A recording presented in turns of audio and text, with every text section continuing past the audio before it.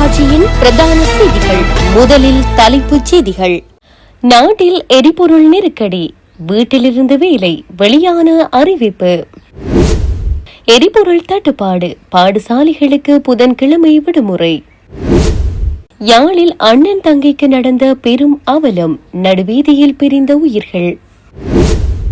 தமிழர் பகுதியில் 15 வயது சிறுமியை துஷ்பிரயோகம் செய்த மாமாவிற்கு நீதிமன்றம் காட்டிய அதிரடி. திடீர் சோதனை, மசாஜ் நிலையங்களில் அழகிகள் உட்பட 10 பேர் கைது. ஜெர்மன் யுவதி மீது பாலியல் துன்புறுத்தல், வரலாற்று சிறப்புமிக்க இடத்தில் நடந்த அதிர்ச்சி சம்பவம். கனடாவில் துப்பாக்கி முனையில் கொள்ளை, ஒருவர் கைது. காபூல் மருத்துவமனை மீதான வான்வழி தாக்குதலில் 400 பேர் பலி.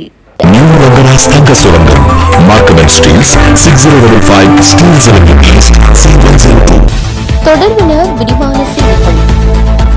சர்வதேச ரீதியில் நிலவும் எரிபொருள் நெருக்கடியை கருத்தில் கொண்டு உள்நாட்டில் எரிபொருள் நுகர்வை குறைக்கும் அரசாங்கத்தின் கொள்கைக்கு இணங்க சுகாதார அமைச்சின் சில குறிப்பிட்ட பிரிவுகளின் அதிகாரிகளுக்கு ஒவ்வொரு புதன்கிழமையும் வீட்டிலிருந்து பணியாற்றுவதற்கு அனுமதி வழங்கப்பட்டுள்ளது. சுகாதார மற்றும் ஊடக அமைச்சின் செயலாளர் விசேட வைத்திய நிபுணர் அனில் ஜெயசிங்க இது தொடர்பான உத்தியோகபூர்வ அறிவிப்பொன்றை வெளியிட்டுள்ளார். இந்த வாரத்திலிருந்து மறு அறிவித்தல் வரை ஒவ்வொரு புதன்கிழமை பின்னரும் அலுவலகங்களை சேர்ந்த அதிகாரிகள் வீட்டிலிருந்து பணியாற்ற வேண்டும். காசல் வீதியில் அமைந்துள்ள புதிய அமைச்சு கட்டடத்தின் அனைத்து பிரிவுகள், நாரிகன்பட்டியில் உள்ள மலேரியா ஒழிப்பு பிரிவின் அனைத்து பிரிவுகள், தேசிய புற்றுநோய் கட்டுப்பாட்டு திட்டம், சுகாதார மேம்பாட்டு பணியகம் என்பனவையாகும். போக்குவரத்து தொடர்பான அத்தியாவசிய பணிகள் சுவசிரிபாய கட்டடத்தில் இருந்து வழமை போல் முன்னெடுக்கப்படும். சுற்றுச்சூழல், சுகாதாரம், தொழிற்சார் சுகாதாரம் மற்றும் உணவு பாதுகாப்பு பிரிவின் உணவு கட்டுப்பாட்டு பிரிவில் உரிமம் வழங்கும் பணிகளில் ஈடுபடும் அதிகாரிகள் பிரதிபலிப்பாளர் நாயகத்தின் அறிவுறுத்தலின்படி புதன்கிழமைகளில் சுவசிரிப்பாய வளாகத்தில் பணியாற்றுவர் என அறிவிக்கப்பட்டுள்ளது.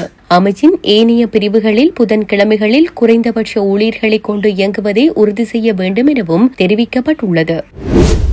தற்போது நிலவும் எரிபொருள் விநியோக பிரச்சினையை கருத்தில் கொண்டு அனைத்து அரச பாடசாலைகளுக்கும் ஒவ்வொரு புதன்கிழமையும் விடுமுறை வழங்க தீர்மானிக்கப்பட்டுள்ளதாக கல்வி அமைச்சின் செயலாளர் நாலக கலுவ தெரிவித்துள்ளார். நேற்று தினம் அரசு ஊழியர்களுக்கு ஒவ்வொரு புதன்கிழமை விடுமுறை வழங்க அரசாங்கம் தீர்மானித்ததன் பின்னணியிலேயே இந்த முடிவு எடுக்கப்பட்டதாக தெரிவித்தார். தற்போது எழுந்துள்ள சவால்களுக்கு மத்தியில் எரிபொருள் முகாமைத்துவத்தை பேணி நாட்டின் பொருளாதார செயல்முறை மற்றும் அத்தியாவசிய சேவைகளை தடையின்றி முன்னெடுப்பதற்கான திட்டங்கள் செயல்படுத்தப்படுவதாக ஜனாதிபதி அன்ருகுமார் திசாநாயக்க தெரிவித்துள்ளார்.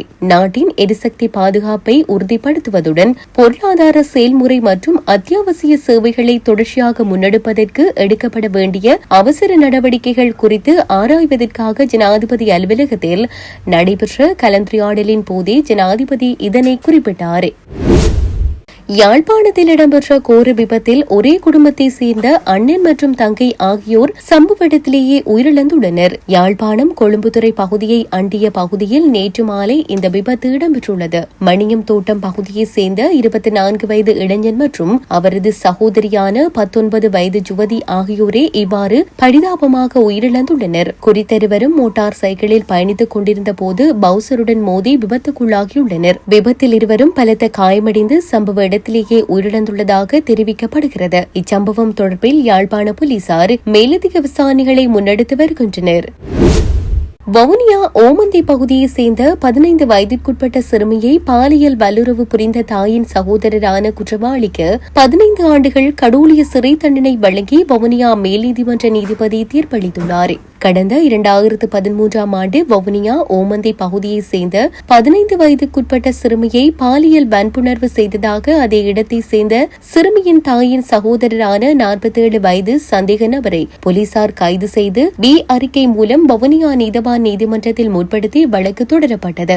தொடர்ந்து 2013 பாலியல் வன்புணர்வு புரிந்ததாக சந்தேக நபருக்கு எதிராக சட்டமா அதிபர் திணைக்களத்தால் குற்றப்பகிர்வு பத்திரம் தாக்கல் செய்யப்பட்டு வவுனியா மேல் நீதிமன்றத்தில் வழக்கு தொடரப்பட்டது. குறித்த வழக்கின் சந்தேக நபரான வவுனியா ஓமந்தி பகுதியில் வசித்து வந்த 47 வயது நபர் தொடர்பான 2 குற்றச்சாட்டுகளை அவர் ஏற்றுக்கொண்டார். குறித்த வழக்கு கடந்த வெள்ளிக்கிழமை தீர்ப்பிற்காக திகதியிடப்பட்டிருந்த நிலையில் எதிரியின் குற்ற ஒப்புதலை அடிப்படையாக கொண்டு குறித்த தீர்ப்பினை வவுனியா மேல் நீதிமன்றம் வழங்கியது.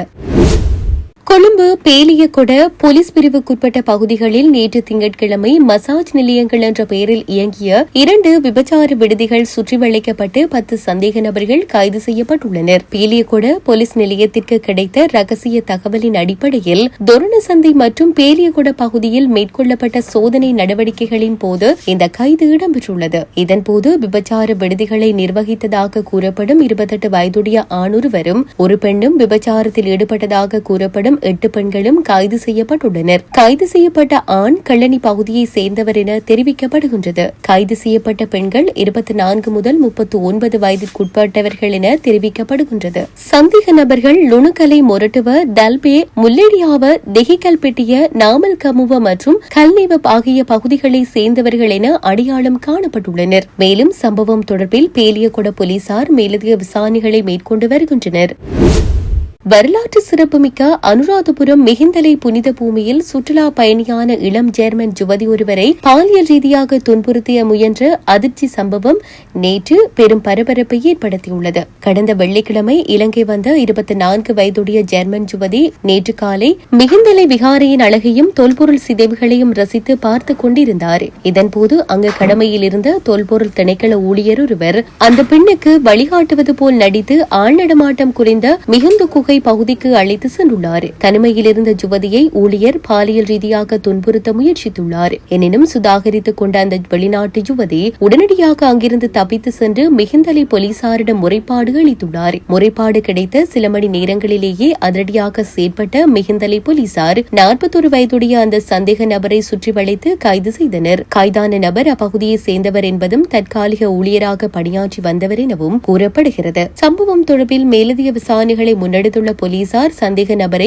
அனுராதபுரம் நீதவான் நீதிமன்றத்தில் ஆஜர்படுத்த உள்ளனர். இந்நிலையில் மிகிந்தலை புனித பூமியில் நடந்த இச்செயல் சுற்றுலா பயணிகள் மத்தியில் பெரும் அதிர்ச்சியை ஏற்படுத்தியுள்ளது. கனடாவின் மிமிசாகா பகுதியில் உள்ள ஹோட்டல் ஒன்றில் இடம்பெற்ற துப்பாக்கி முனை கொள்ளை சம்பவம் தொடர்பில் ரொரண்டோவை சேர்ந்த ஒருவரை பியல் பிராந்திய போலீசார் கைது செய்துள்ளனர். ஹொரான்டாரியோ வீதி மற்றும் டெர்டி வீதி சந்திப்புக்கு அருகில் உள்ள ஹோட்டல் ஒன்றில் இக்கொள்ளை சம்பவம் இடம்பெற்றுள்ளது. 3 சந்தேக நபர்கள் துப்பாக்கி முனையில் ஒருவரை அச்சுறுத்தி கொள்ளையிட்டுவிட்டு தப்பி சென்றதாக போலீசார் தெரிவித்தனர். இச்சம்பவத்தில் பாதிக்கப்பட்டவருக்கு சிறிய காயங்கள் ஏற்பட்டுள்ளன. சோதனை நடவடிக்கையின் போது ஹோட்டலில் இருந்து துப்பாக்கி ஒன்றையும் போலீசார் மீட்டனர். ரொரண்டோவை சேர்ந்த அப்துல் ஹாதிர் அப்தி என்பவரை கைது செய்துள்ளனர். அவர் மீது கொள்ளை, சட்டவிரோத துப்பாக்கி வைத்திருத்தல் உள்ளிட்ட பல குற்றச்சாட்டுகள் சுமத்தப்பட்டுள்ளன. மிசிசாகாவை சேர்ந்த கிம்பர்லி மெக்கின்டைர் என்ற பெண்ணுக்கு எதிராக போலீசார் பிடியாணை உத்தரவு பிறப்பித்துள்ளனர். ஆப்கானிஸ்தானின் காபூலில் உள்ள போதைப்பொருள் மறுவாழ்வு மருத்துவமனை மீது நடத்தப்பட்ட வான்வழி தாக்குதலில் குறைந்தது 400 பேர் கொல்லப்பட்டதாக தெரிவிக்கப்படுகிறது. மேலும் 250 பேர் காயமடைந்ததாகவும் வெளிநாட்டு ஊடகங்கள் செய்தி வெளியிட்டுள்ளன. இந்த தாக்குதலை பாகிஸ்தான் நடத்தியதாக ஆப்கானிஸ்தான் குற்றம் சாட்டியுள்ளது. இருப்பினும் பாகிஸ்தான் இந்த குற்றச்சாட்டை மறுத்துள்ளதாக வெளிநாட்டு ஊடகங்கள் செய்தி வெளியிட்டுள்ளன. இத்துடன் செய்திகள் யாவும் நிறைவு பெறுகின்றன. மேலதிக செய்திகளை அறிந்து கொள்வதற்கு www.tamilaram.com எனும் இணையதளத்தை பார்வையிடுங்கள்.